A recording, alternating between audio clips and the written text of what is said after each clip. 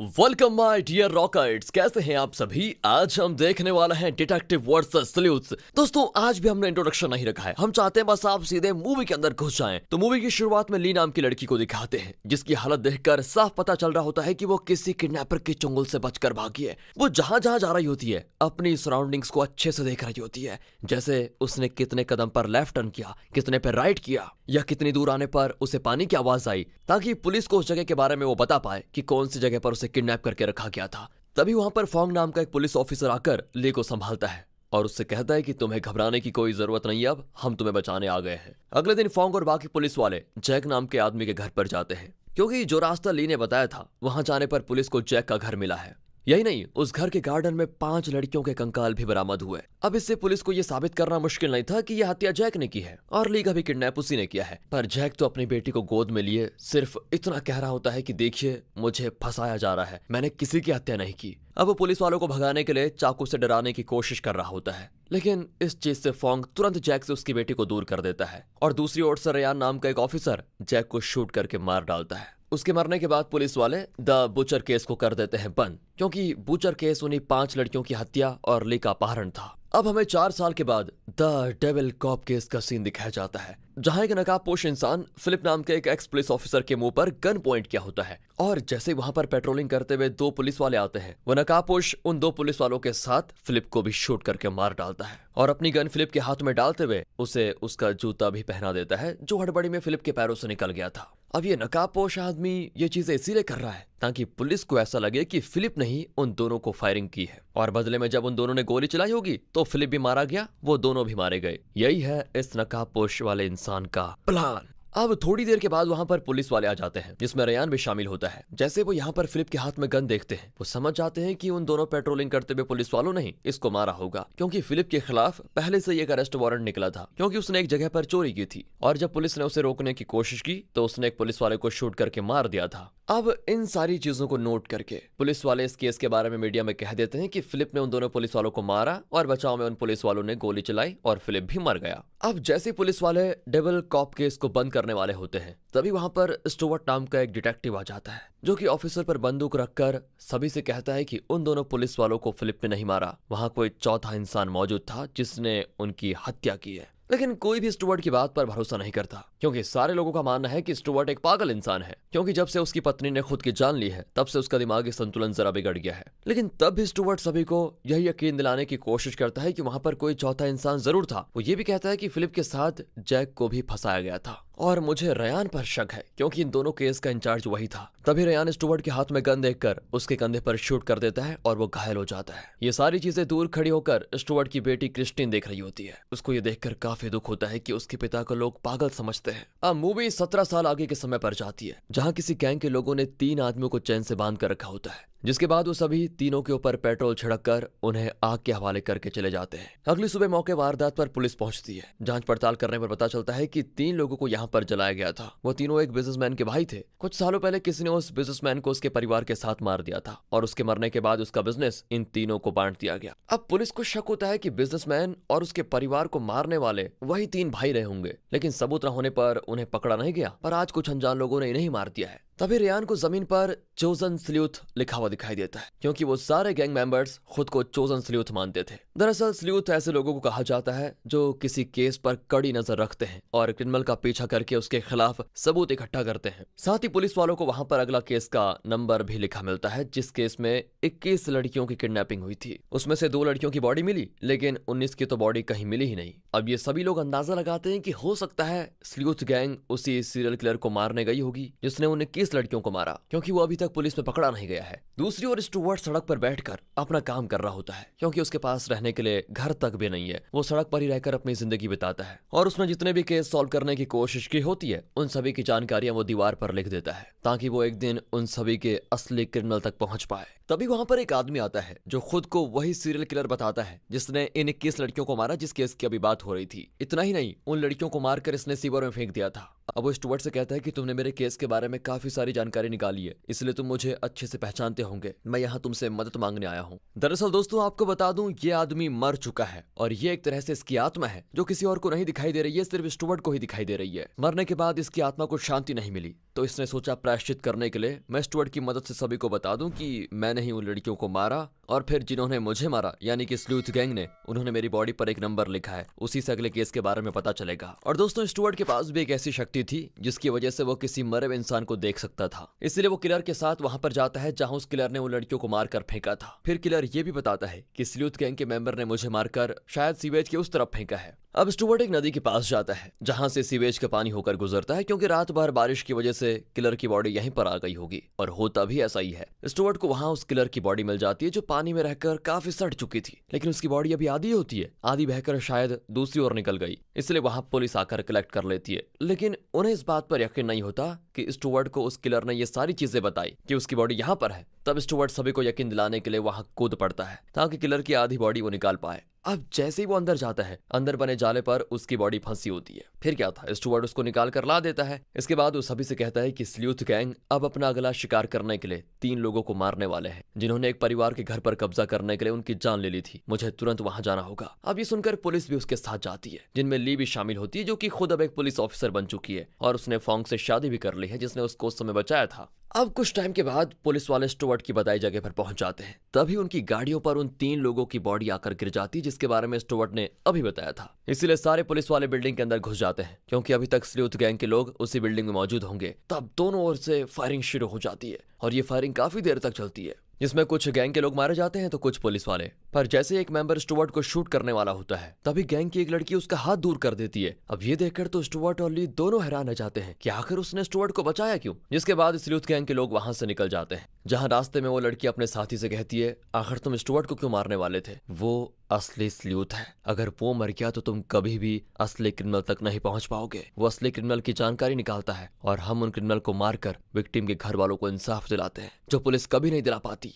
क्योंकि पुलिस पर स्टुअर्ट को जरा भी भरोसा नहीं है, और जिसके बारे में भी स्टुअर्ट कहता है वही असली क्रिमिनल होता है। अब स्टुअर्ट के पास बेल्डी और इग्वेन नाम का एक कपल आता है। वो स्टुअर्ट से कहते हैं कि स्लूथ गैंग अब हमारे पीछे है, क्योंकि हमने एक इंसान को मारने के बाद उसका सूप बनाकर लोगों को पिला दिया था। वो दोनों स्टुअर्ट से उन्हें बचाने की भीख मांग रहे होते हैं। अब ये देखकर स्टुअर्ट भी परेशान है कि अब करे तो करे क्या, वो अकेले तो उन्हें बचा नहीं पाएगा। अगले दिन पुलिस वाले स्टुअर्ट के सड़क पर बने जो ठिकाना है उस पर छापा मारते हैं, जहां से उन्हें पता चलता है कि स्लूथ गैंग जिससे भी मारती है उनका सॉल्व केस तो स्टुअर्ट यहाँ पर लिख रहा होता है, और जिसको भी वो क्रिमिनल बताता है वही लोग मारे जा रहे हैं। ये देखकर उन्हें स्टुअर्ट पर भी शक होने लग जाता है कि कहीं हो ना हो ये भी उस स्लूथ गैंग का एक मेंबर हो सकता है लीडर भी। दूसरी ओर इग्वेन के पास स्लूथ गैंग के मेंबर आकर उसे मार डालते हैं, तो वहीं स्टुअर्ट ली के साथ उस बस में सवार हो जाता है जिसमें अभी बेल्डी बैठा है, और उसी के अंदर स्लूथ गैंग के लोग भी मौजूद होते हैं। साथ ही ली ने वहां पुलिस वालों को भी बुला दिया होता है, इसलिए वो भी उस बस के अंदर सवार हो जाते हैं। अब ये देखकर स्लूथ गैंग के लोग बेल्डी पर जैसे ही हमला करते हैं, पुलिस और स्लूथ गैंग के बीच दोबारा से मुठभेड़ शुरू हो जाती है। तभी स्टुअर्ट को दोबारा वो लड़की दिखाई देती है जिसने पिछली बार उसे बचाया था, और जब वो उसे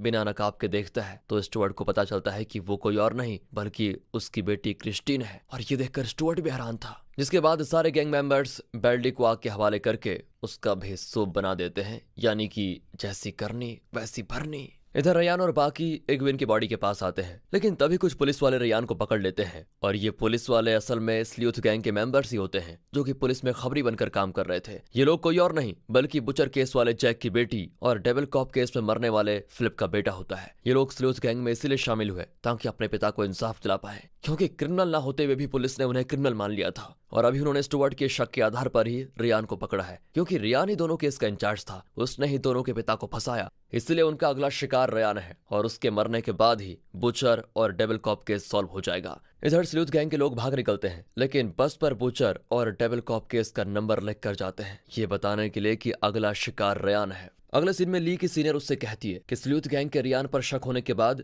हमने उसके घर की तलाशी ली, जहां से हमको कई सारी लड़कियों की आईडी और कपड़े भी मिले। ये सारी वही लड़कियां हैं जो बुचर केस में किडनैप हुई थी। इसका मतलब साफ है कि जैक नहीं बल्कि रेयान ही असली बुचर है। साथ ही उनमें ली तुम्हारी भी आईडी है। और ये देखकर वो हैरान रह जाती है कि जिस पर उसने भरोसा किया, अपना सीनियर माना, उसने ही उसका किडनैप किया था। इधर स्टुअर्ट को उसकी बेटी दिखाई देने लग जाती है। स्टुअर्ट उससे पूछता है कि आखिर तुमने स्लूथ गैंग क्यों बनाया, जिस पर क्रिस्टिन कहती है कि मैं ये नहीं देख सकती कि दुनिया आपको गलत कहे जबकि आप हमेशा सही होते हैं। अब स्टुअर्ट उसे समझाता है कि तुम लोगों ने रेयान को पकड़कर बहुत बड़ी गलती कर दी है, वो असली क्रिमिनल नहीं है, मुझे तो उस पर बस शक था, मुझे कैसे भी करके उसे बचाना होगा। और ये चल क्या रहा है यार। तभी पुलिस डिपार्टमेंट का सिस्टम स्लूथ गैंग के लोग हैक कर लेते हैं और उनके स्क्रीन पर रेयान की वीडियो चलने लग जाती है जिसमें वो कहता है कि मैं ही असली बुचर केस का क्रिमिनल हूँ, मेरी वजह से फ्लिप मारा गया था, इसलिए मुझे सजा होनी ही चाहिए। अब ये देखकर तो सारे पुलिस डिपार्टमेंट के लोग हैरान हो जाते हैं कि आखिर रेयान है कहाँ, और अगर उसने गुनाह किया है तो सजा देने का हक कानून का है, ना कि स्लूथ गैंग का। तो दोस्तों आपको क्या लगता है, रेयान असली क्रिमिनल है या नहीं, या फिर उससे जबरदस्ती वीडियो बनाया गया है? अब ये देखकर ली तुरंत रेयान को ढूंढने निकलती है, लेकिन फोंग उसको रोककर कहता है कि तुम हमारे बच्चे की मां बनने वाली हो, तुम्हें घर जाकर आराम करना चाहिए। इसलिए वो उसके जूते की खुली लेस को बांधकर उसे घर जाने के लिए कह देता है। लेकिन जैसे ही वो गाड़ी में बैठती है, वहां स्टुअर्ट आकर उससे कहता है कि हमें रेयान को बचाना होगा, तुम मुझ पर भरोसा कर सकती हो, रेयान असली क्रिमिनल नहीं है। तब ना चाहते हुए भी ली स्टुअर्ट पर भरोसा करके उसे अपने साथ लेकर चलती है, जिसके पीछे पुलिस लग जाती है क्योंकि उन्हें स्टुअर्ट पर पहले से ही शक था और अब ली भी उसके साथ भाग गई, जिससे उन्हें दोनों पर शक हो जाता है। अब रास्ते में स्टुअर्ट ली को बताता है कि मेरे हिसाब से डेविल केस और बुचर केस में क्या हुआ था ये मैं तुम्हें बताता हूँ। तब उसकी बातों को सुनकर ली को भरोसा होने लग जाता है कि शायद स्टुअर्ट सही कह रहा है, रेयान असली क्रिमिनल नहीं है। इसलिए वो गाड़ी के जीपीएस को बंद कर देती है, जिससे पुलिस उस गाड़ी को ट्रेस नहीं कर पाती। तब स्टुअर्ट ली को उसी जगह पर लेकर जाता है जहां वो पहली बार फोंग से मिली थी, और वहां आने पर स्टुअर्ट ली की बॉडी पर किडनैपर के दिए हुए सारे चोट के निशान को देखता है। इससे उसे पता चल जाता है कि जिसने ये निशान दिए हैं उस इंसान ने बचपन में बहुत ज्यादा टॉर्चर सा होगा और उसी चीज का उसके दिमाग पर गलत असर हुआ, इसलिए उसने लड़कियों को किडनैप करके उन्हें टॉर्चर करना शुरू कर दिया। पर तब उसकी नजर ली के जूते पर पड़ती है जिसकी लेस फोंग ने बांधी थी। अब ये देखकर स्टुअर्ट हैरान रह जाता है, उसे याद आता है कि सेम ऐसे जूते की लेस फिलिप के जूते पर उस क्रिमिनल ने बांधी थी, यानी कि उसे बांधने वाला फोंग ही था। साथ ही जब पहली बार ली फोंग को मिली थी तो वो ईस्ट की तरफ से आ रही थी और फोंग ने रिपोर्ट में लिखा था कि वो वेस्ट की तरफ से आ रही थी, जिस वजह से स्टुअर्ट को यह शक होने लग जाता है कि हो ना हो असली क्रिमिनल उन दोनों केस का फोंग ही है। इसलिए अब वो ईस्ट की तरफ उसी जगह पर जाने के लिए निकल जाता है जहां से ली के हिसाब से वो भाग निकली थी। पिछली बार जब जैक फंसा था तब ली की बताई हुई जगह पर यानी कि वेस्ट की तरफ जाने से जैक का घर मिला था, इसलिए उसे क्रिमिनल समझा गया। और इस बार ईस्ट की तरफ जाने से जिसके अंदर 25 से ज्यादा लड़कियों के कंकाल पड़े होते हैं, यानी कि बूचर केस में टोटल 30 लड़कियां मरी थी जिन्हें फोंग नहीं मारा था, और जैक को फंसाने के लिए 5 लड़कियों के कंकाल को जैक के गार्डन में छुपा दिया। अब ये जानकर ली एकदम घबरा जाती है कि जिससे वो अपना पति समझ रही है वो उसका किडनैपर निकला। अब स्टुअर्ट जब उस जगह की तलाश ले रहा होता है तब उसे वहां उसका पिया हुआ सिगार और अंदर आने की वजह से उसके जूते के निशान जमीन पर दिखाई देते हैं। ये देखकर स्टुअर्ट को फोंग का असली प्लान समझ में आता है कि जितना स्टुअर्ट फोंग को बेवकूफ समझ रहा था वो उतना ही शातिर निकला। उसने जानबूझकर ली के जूते बांधे ताकि स्टुअर्ट को शक हो और वो यहाँ पर आ जाए, जिस वजह से फोंग का सारा आरोप स्टुअर्ट पर लग जाएगा क्योंकि स्टुअर्ट पर तो पुलिस को पहले से ही शक है। अब ये जानकर स्टुअर्ट भी जरा घबरा जाता है कि अब वो क्या करे, लेकिन सबसे पहले उसे रेयान को बचाना था। तब उसे ली की गाड़ी, जो कि असल में फोंग की गाड़ी थी, उसके लोकेशन में काफी सारे प्लेस मार्क दिखाई देते हैं और सबसे लेटेस्ट लोकेशन एक पोर्ट का होता है। इसलिए स्टुअर्ट और ली वहां से निकल जाते हैं कि हो ना हो रेयान वहीं पोर्ट पर होगा। साथ ही जीपीएस के चालू होने से पुलिस को फिर मालूम पड़ जाता है कि ये लोग कहाँ जा रहे हैं, इसलिए वो भी पोर्ट के लिए निकल जाते हैं। दूसरी ओर पोर्ट पर स्लूथ गैंग के लोग 2 हिस्सों में बंट जाते हैं क्योंकि क्रिस्टिन का कहना था कि उसके पिता ने रेयान पर सिर्फ शक किया था, हो सकता है कि वो असली क्रिमिनल ना हो, लेकिन बाकी के लोग उसे ही असली क्रिमिनल मान रहे थे। तभी वहां पर स्टुअर्ट और ली आकर रेयान को बचाने की कोशिश करते हैं। अब ये देखकर सारे गैंग मेंबर्स स्टुअर्ट और रेयान पर फायरिंग शुरू कर देते हैं, लेकिन तब स्टुअर्ट जैसे तैसे रेयान को आजाद कर लेता है और फिर वो ली और क्रिस्टिन के साथ खुद को एक जगह बंद कर देता है ताकि वो गैंग के मेंबर से बच पाए, क्योंकि अब वो सभी इन तीनों के पीछे पड़ चुके थे। तभी ली के पेट में दर्द शुरू हो जाता है क्योंकि डिलीवरी का समय आ चुका था, इसलिए क्रिस्टिन ली की डिलीवरी करने की कोशिश करती है। साथ ही वो स्टुअर्ट को ये भी बताती है कि हमारे स्लूथ गैंग का लीडर कोई और नहीं बल्कि फोंग ही है। वो कहती है कि फोंग ने ही स्लूथ गैंग को बनाया। आगे दिखाते हैं तो वहीं पुलिस वालों और स्लूथ गैंग के बीच फायरिंग हो रही होती है, लेकिन फोंग अपने पुलिस साथियों को मारने लग जाता है और स्लूथ गैंग के लोगों से कहता है कि आज हम किसी को नहीं छोड़ेंगे, इसलिए वो लोग भी जोश में आ जाते हैं। लेकिन फायरिंग में स्लूथ गैंग के काफी लोग मारे जाते हैं और जब फोंग भी स्टुअर्ट के कपड़े पहनकर पुलिस और स्लूथ गैंग के मेंबर्स को मारना शुरू कर देता है तो पुलिस वालों को शक हो जाता है कि दोनों केस का असली क्रिमिनल स्टुअर्ट ही है। तो वहीं ली बच्चे को जन्म देती है, लेकिन तभी वहां पर फोंग आ जाता है जो स्टुअर्ट और बाकियों को मारने की कोशिश करता है, पर वहां वो सबसे पहले क्रिस्टिन को पकड़ता है। स्टुअर्ट उससे पूछता है कि आखिर तुमने स्लूथ गैंग क्यों बनाया, जिस पर फोंग कहता है कि मैंने सड़क पर बने तुम्हारे सारे केस को अच्छे से समझा तो मुझे पता चला कि तुम बस कुछ ही कदम पर दूर हो और मेरा क्राइम दुनिया के सामने आने वाला है, इसीलिए मैंने इस गैंग को बनाया जिसका काम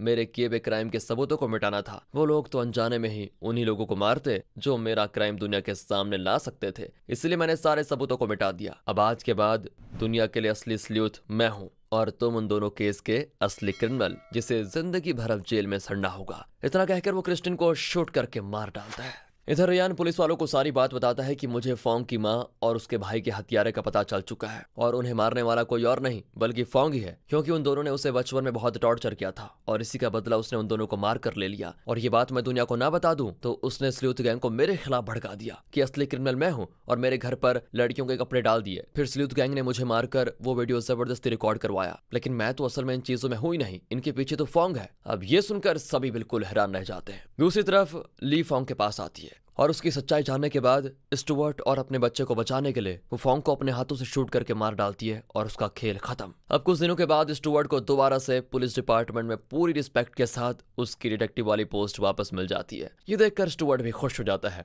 और इसी थ्रिलिंग के साथ दोस्तों ये मूवी होती है खत्म। बाकी अगर आपको एक्सप्लेनेशन अच्छा लगा हो, स्टोरी अच्छी लगी हो तो लाइक कीजिए, चैनल को सब्सक्राइब। मिलते हैं अगली वीडियो में, तब तक के लिए गुड बाय, ख्याल रखिए अपना and finally thanks for watching.